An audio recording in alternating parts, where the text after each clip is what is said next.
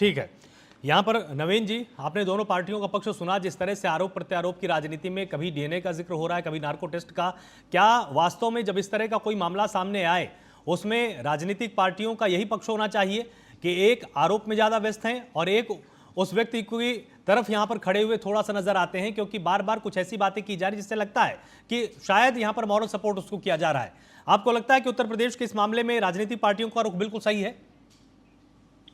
आलोक जी, देखिए दो चीजें हैं, पहला पक्ष और दूसरा पक्ष। एक पक्ष ये है कि एक बेटी के संग जो बर्बरता हुई है, जो घटना हुई है रेप की, बहुत निंदनीय है।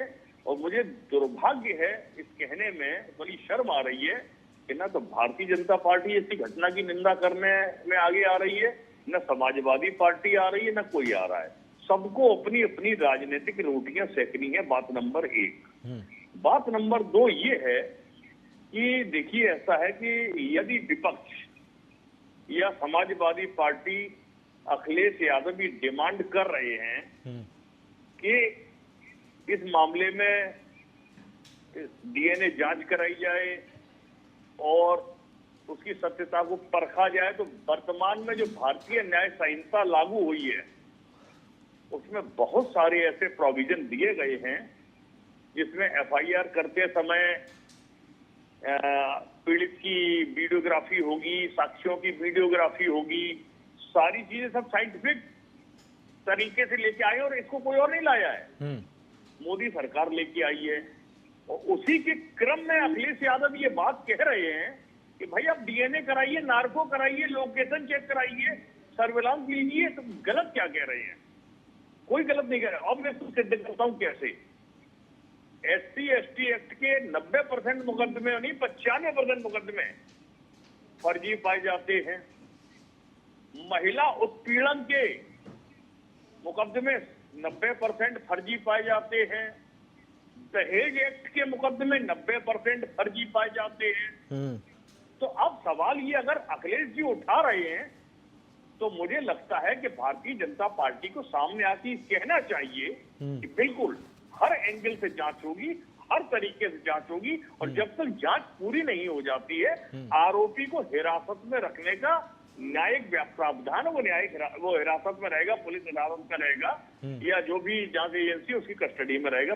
दूसरी बात, तीसरी बात ये आती है कि जिस तरीके से अभी मैं सुन रहा था सपा और भाजपा के दोनों प्रवक्ताओं को कि आप रामपुर तिराहा कांड और फलाना और धमाका, इन चीजों का कोई लेना देना नहीं है, इतिहास में दर्ज हो चुकी हैं, ये बंद हो चुकी हैं फाइलें। नई फाइलों पर आप बात करिए तो कुलदीप सेंगर का नाम आता है सामने। कुलदीप सेंगर को जिस तरीके से बचाने का प्रयास किया गया था, पूरे देश ने देखा है वो तमाशा। इसी तरीके से चिन्मयानंद का मामला हम ले लें, अन्य मामलों को भी हम ले लें, तो सरकार कहीं ना कहीं बैकफुट पर आती दिखाई देती है। गोमती नगर कांड को अगर आप देखें, जैसा यश भारती जी बोल रहे थे, वास्तव में आप देखिए, आपने 2 लोगों का नाम लिया, उसमें तो आरोपी बहुत सारे हैं। और कौन कम है, कौन ज्यादा है, कौन उसके नजदीक था, कौन उससे दूर था, बहुत सारे आरोपी हैं। आपने विधानसभा के पटल पर 2 नाम लिए, एक यादव का और एक मुस्लिम का। क्यों भाई? आप इस देश के अंदर चाहते क्या है, प्रदेश में चाहते क्या है? जातीय संघर्ष की आग में जल जाए ये प्रदेश, केवल इसलिए कि भारतीय जनता पार्टी का जो वोट बेस है वो हिंदू और मुसलमान का विभाजन है। ये नहीं होना चाहिए। दूसरी चीज आती है, देखिए एक बच्ची है, 12 साल की वो बच्ची है, उसके स्टेटमेंट कानून के मुताबिक, पूर्ववर्ती कानून था उसके मुताबिक, तो सुप्रीम कोर्ट की गाइडलाइन के मुताबिक तो बयान पर्याप्त होता है। उसने जो बयान दिया है उसके बयान को साक्षर ऐसा एज इट इज रिकॉर्ड किया जाता है। उसके बाद उसको काउंसलिंग होती है, काउंसलिंग कोई महिला जो मनोचिकित्सक होती है वो करती है। उसके बाद में मजिस्ट्रेट के सामने, महिला मजिस्ट्रेट के सामने उसके बयान होते हैं। बयान होने के बाद में उसकी साइंटिफिक जांच आईओ को करनी होती है कि इसमें सत्यता क्या है। और सत्यता की अगर जांच करने की बात कोई कह रहा है, विपक्ष कह रहा है, देखिए ऐसा रास्ता चलते कोई आदमी किसी पर आरोप लगा दे, कोई महिला आरोप लगा दे, तो वो आदमी का तो सारी जीवन की कमाई हुई पूंजी नष्ट हो गई ना, खत्म हो जाएगा उस आदमी का चरित्र। ये तो नहीं होना चाहिए ना। केवल आरोप लगा है ना, तो उसकी साइंटिफिक जांच न्यायिक हित में जरूरी है। हाँ, तो इसकी मांग कर अगर विपक्ष कर रहा है तो गलत नहीं कर रहा है। हाँ। ये स्वाभाविक होनी चाहिए। और इसको हिंदू और मुसलमान के नजरिए से जिस तरीके से देखने का प्रयास किया जा रहा है, मैंने गिरिराज सिंह का वर्डिक्ट सुना, मैंने शहजाद पूनावाला को सुना। देखिए, ये पूर्वाग्रह से ग्रसित बयान दे रहे हैं। जिस जगह हिंदू ने हिंदू की महिला के साथ बलात्कार किया, उस मामलों में भाजपा मुखर होकर क्यों नहीं आती? उनके साथ क्यों नहीं न्याय होना चाहिए? ऐसी महिलाओं के साथ अन्याय क्यों हो रहा भाई? आपको उसमें भी न्याय करना चाहिए ना फिर आके। जिस तरीके से आप इस बच्ची के मामले में लगे हैं, काजल पांडे के साथ प्रयागराज में मार्च में 2022 में बलात्कार हुआ, गैंग रेप हुआ, उस बच्ची की हत्या की गई, ग्रेजुएशन में पढ़ती थी, उसके बाद उसकी सबको कुएं में फेंक दिया गया मार के। बरामद हुई, उसमें नाम आया नंबर 1 पे अमन प्रताप सिंह, दूसरे नंबर पे निखिल कनौजिया, उसके बाद उसमें 2 और अल्पसंख्यक समुदाय मुस्लिम समाज के युवा थे। ये चारों पांचों का दोस्ताना ग्रुप था। कोई राहत नहीं दी गई, सब जमानत पे बाहर ठीक है। आपका ये कहना है कि हाँ, आधी बात और कहूंगा 30 सेकंड की आलोक जी। देखिए, ऐसा है, इस देश के अंदर एक निर्भया फंड 2012 में बनाया गया था, 1000 करोड़ रुपए का। वो किस लिए बनाया गया था? उसको बनाने का मकसद ये था कि ये जो बच्चियां या महिलाएं आती हैं जिनके साथ इस तरीके की बर्बरता होती है, हैवानियत होती है, उनको, वो गरीब परिवार से हैं, उनके पास इतनी क्षमता नहीं है कि इनका विरोध कर ले, चाहे वो सपा का नेता हो या भाजपा का नेता हो या भाजपा का कार्यकर्ता हो। बनारस का भी कांड हमने देखा है। तो ये सारी चीजों के लिए उनको आर्थिक मदद देने का प्रावधान है, उसमें 1000 करोड़ फंड है। दुर्भाग्य ये है कि भारत सरकार ने आज तक निर्भया फंड से किसी एक सिंगल भी पीड़िता को या उसके परिवार को मदद नहीं की है। काजल पांडे के परिवार से मेरी कल बात हुई, उन्होंने ये कहा कि साहब, प्रशासन बराबर दबाव बना रहा है, हम गरीब हैं, हम कहां जाएं, हमारी तो कोई सुनने वाला नहीं है। ये स्थितियां हैं। ठीक है अविरल जी, ठीक है, अब हम उत्तर ले लेते हैं। अविरल जी, इनका ये कहना है कि जिस तरह से इस मसले को आपने उछाला, जिसमें आप लगातार इंसाफ की मांग कर रहे हैं, आप ये चाहते हैं कि तुरंत इसमें मीडिया ट्रायल भी हो जाए, इसमें कोर्ट ट्रायल भी हो जाए और तुरंत किसी को सजा हो जाए, क्या आपका स्टैंड तमाम उन मामलों में ऐसा ही नजर क्यों नहीं आता है? आप जिस तरह से अभी इन्होंने काजल पांडे के केस का जिक्र किया, इनका इशारा उन तमाम केसों की तरफ भी था जिसमें बीजेपी के नेताओं का नाम उछला था। इनका कहना है कि इस तरह की तत्परता आपकी पार्टी की तरफ से तब नजर क्यों नहीं आती? जी बिल्कुल, देखिए, ये कह रहे हैं कि पुरानी फाइलों पर चर्चा नहीं होनी चाहिए, जबकि अपने मन मुताबिक ये पुरानी फाइलों पर चर्चा करना चाहते हैं। ये डबल स्टैंडर्ड है। आप उन विषयों पर भी चर्चा करिए, लेकिन जो मैंने विषय रखे उन विषयों पर भी आपको चर्चा करनी चाहिए।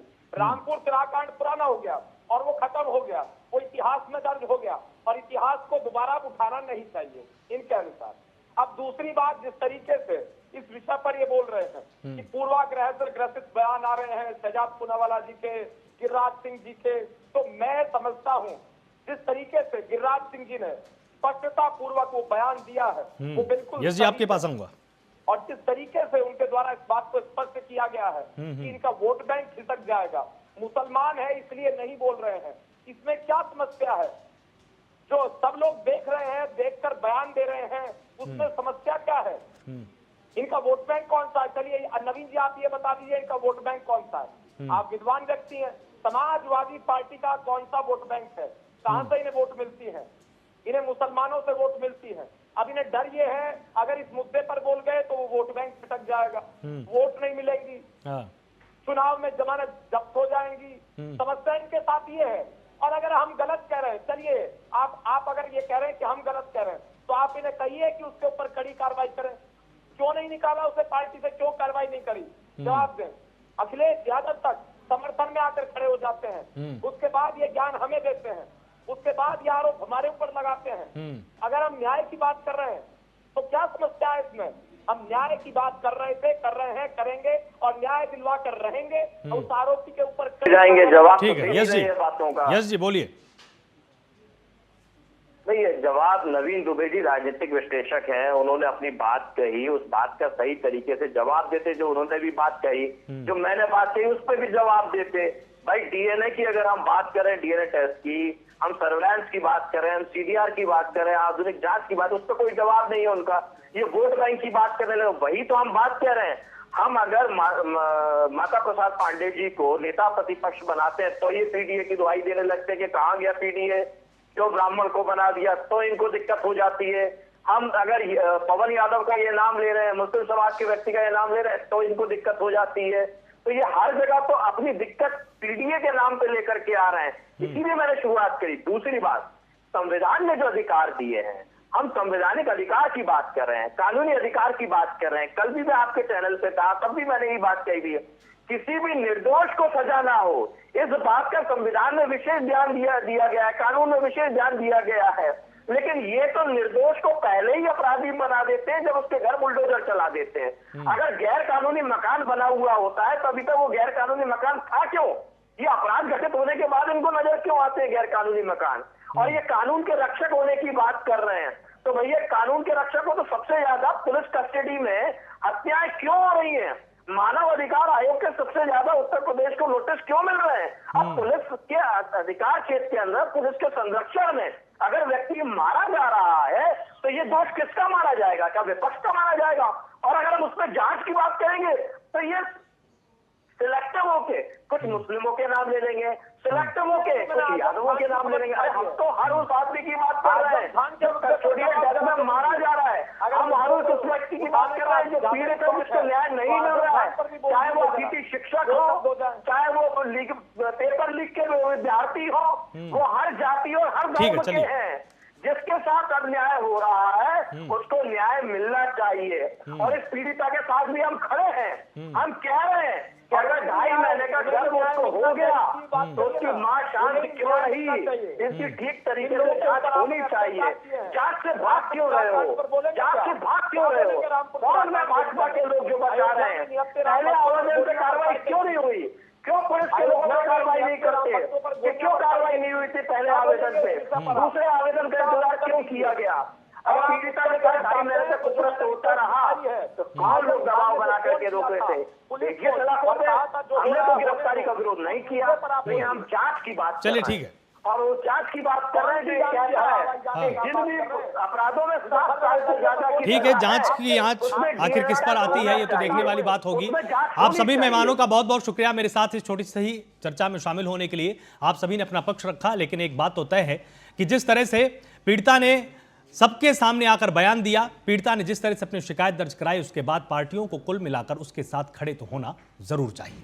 क्योंकि अगर आप आज खड़े नहीं होते हैं तो आप आने वाले इन तमाम आवाजों को दबाने का काम कर रहे हैं, जिससे आने वाले समय में कोई भी पीड़िता इस तरह का साहस दिखाएगी नहीं, क्योंकि उसके अंदर यह भय होगा कि अगर मैंने कुछ बोला तो उसके बाद कभी डीएनए टेस्ट की कोई बात करेगा, कभी कोई नार्को टेस्ट की बात करेगा, कभी कोई मेडिकल रिपोर्ट का सहारा लेगा और आरोपी को अगले कुछ सालों तक बचाया जा सकता है। तो आपको इस तरह का अगर एक पैटर्न सेट करना है तब इस तरह के बयान आने चाहिए, और अगर अभी भी समझदारी से कुछ नेता काम ले तो निश्चित तौर पर इसमें अगर यूटर्न ले भी लेते हैं तो भी उनका कुछ बिगड़ेगा नहीं, क्योंकि पीड़िता के साथ खड़े होना इसमें निश्चित तौर पर सभी का फर्ज भी है। बाकी आगे की कानूनी न्याय प्रणाली यह तय कर देगी कि आखिरकार आरोपी या अपराधी कौन है।